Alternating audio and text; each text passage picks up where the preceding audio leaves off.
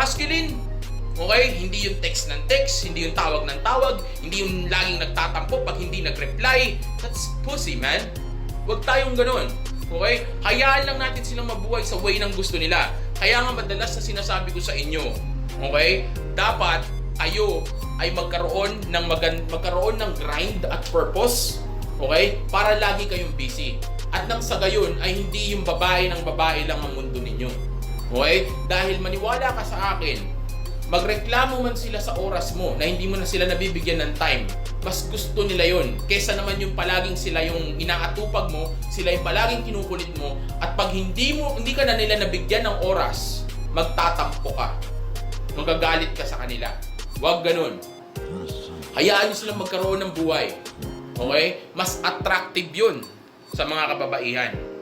Okay? Kaya lagi ka lang dapat masculine, steady ka lang, parang bato.